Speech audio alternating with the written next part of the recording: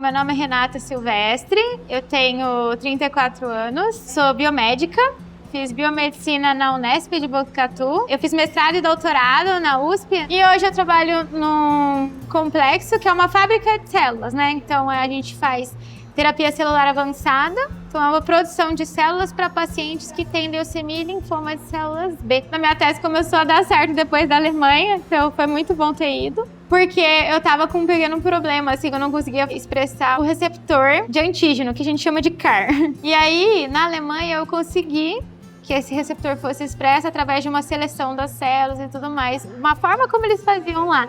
E aí eu comecei a aplicar no Brasil e aí começou a dar certo também, depois que eu voltei. Então, assim, foi muito importante, foi uma providência, né, de ter ido pra lá. Quando eu ia me mudar pra Ribeirão, eu participava de um grupo de oração nessa época, né, na minha faculdade, que é em Botucatu. E já estava começando, talvez aí, né, uma certa intuição de que Deus ia me pedir alguma coisa. Comecei a conversar com a Isa, aí numa das primeiras conversas que a gente teve, ela foi super bem receptiva, assim, ela me falou, olha, seguinte, eu vou num lugar, tem um sacerdote que ele é muito bom.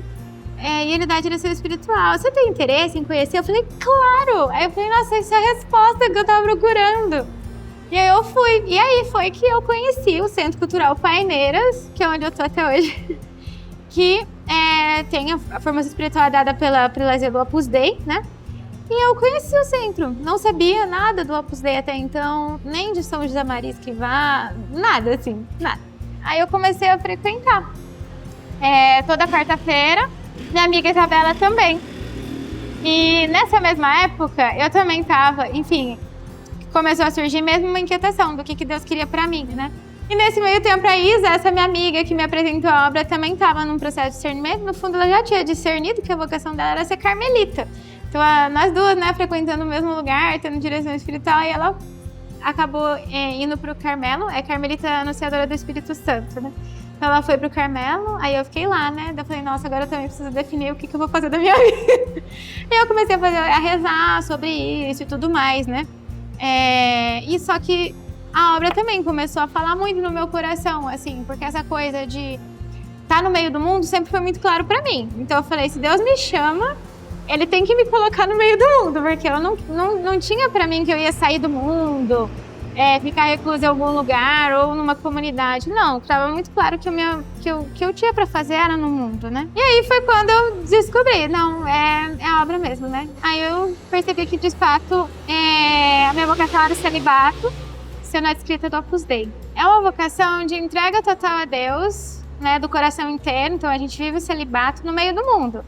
Então, vivendo exatamente a vida de todos os dias, né, a nossa vida cotidiana. Então, mas que ela mora onde ela já morava antes. Então, eu morava com as amigas, continuei, né? Pode ter uma outra adscrita que mora com a família, continua morando com a família. Então, no fundo, é isso, né? Só que é levar esse espírito da obra, esse espírito de família, de fraternidade que a gente tem e que é o espírito da obra também, né, para todos os lugares, né, para o nosso lar, né, para nossa família de sangue, também para os nossos amigos, no nosso ambiente de trabalho, para os nossos colegas de trabalho, né, e assim, e sendo verdadeiramente o Opus Dei, né, que o Opus Dei não é o centro, né, não é assim a estrutura física, são as pessoas, né, então não é que a gente descobre uma vocação, entra pra obra e tá tudo certo. Não. A gente continua igualzinho, mudando porque a gente recebe uma graça, um dom de Deus, que isso é um dom que Ele nos dá, né? Pra vivenciar todas as situações e circunstâncias na nossa vida com Ele. Agora, de uma forma acompanhada por Ele, pelas nossas irmãs, que a gente fala, né, que são as pessoas da obra que estão junto conosco, né? Pra mim, é uma relação muito direta, o que parece engraçado, que as pessoas tentam contrapor. Não, uma coisa é ser cientista, outra é a ciência e Deus como oposto. E não é. Porque, no fundo, quando a gente vai descobrindo, estudando as coisas da ciência, estudando a realidade, a gente percebe que Deus fala na realidade, né? Então, sei lá, eu vou descobrindo, por exemplo, alguma via de sinalização lá das minhas células. Eu percebo aquilo de uma forma que é feito de uma forma tão ordenada, tão perfeita. Para mim, fica claro, naquele momento, de que existe uma inteligência ordenadora por trás daquilo. E não é possível que do caos ou de qualquer explosão desordenada surgiu a ordem. Isso não faz sentido, né? Então faz muito mais sentido acreditar que existe alguém que planejou tudo isso, né? Alguém que fez isso com muito amor e com muita perfeição. Então, descobrir a beleza das coisas, né? O funcionamento, o modo como as coisas operam e funcionam, que no fundo o cientista faz isso, ele descobre o que já está lá, né? Mais do que uma relação direta com Deus, né? Eu tô descobrindo algo que ele criou. Pra mim isso é muito direto, assim, né? Eu acho que ficou no meu subconsciente, porque minha tia, ela faleceu de câncer, minha tia Mieko, né? E então, eu era muito nova ainda, eu devia ter uns 8 para 9 anos. E eu lembro, assim, porque era uma tia muito próxima, e daí eu presenciei de alguma forma a doença dela, ela faleceu em casa, né? Então eu, tipo, tava morando junto com ela, que minha mãe quis cuidar dela, tudo, né? Meu avô também, tava todo mundo cuidando dela na minha casa, e aí ela faleceu, né? Eu não sei se isso ficou no meu subconsciente de alguma forma, mas eu sei que eu sempre cresci com essa ideia de que, nossa, é uma doença que é importante tentar um tratamento, uma forma de ajudar as pessoas, talvez por essa experiência pessoal, mas também porque eu sempre achei uma doença muito desafiadora, né? Porque você trata de um lado, aí ele dá existe um mecanismo de escape, aí consegue, a doença volta, aí você trata de outro, aí a doença volta. Então, assim, eu sempre achei muito desafiador. É uma doença muito desafiadora que a gente podia tentar melhorar isso, né, de tratamento e tudo. Então, hoje, né, o que eu trabalho são células. É um tratamento que já foi aprovado nos Estados Unidos e na Europa, mas que ainda no Brasil não. Então, a gente está nesse processo. Eu trabalho num complexo que é uma fábrica de células que chama Nutera, lá em Ribeirão Preto. E o que a gente faz, né? A gente, no fundo, existe uma seleção de pacientes que tem ou leucemia ou linfoma.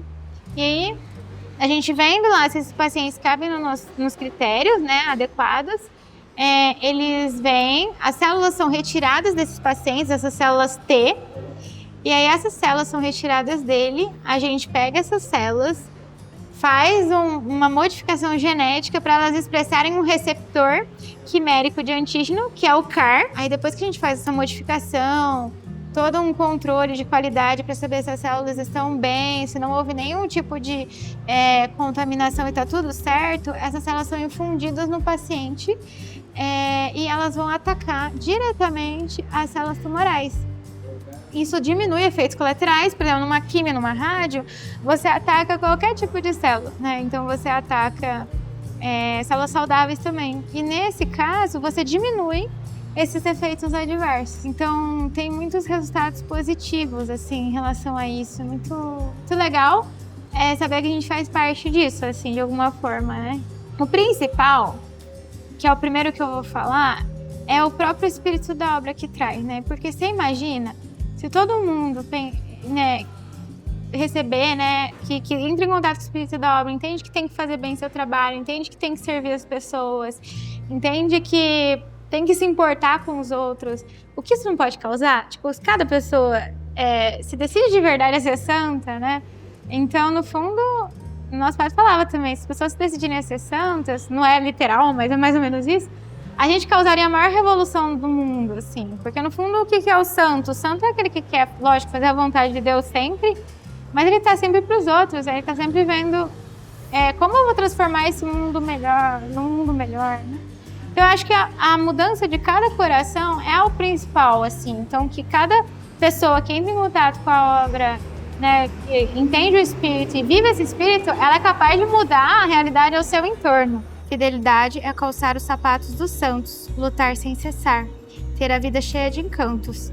Fidelidade é ver os anos passarem, os cabelos e o rosto se transformarem, dizer com o coração cheio até o último momento: tudo valeu a pena, porque a eternidade é agora, é nesse momento.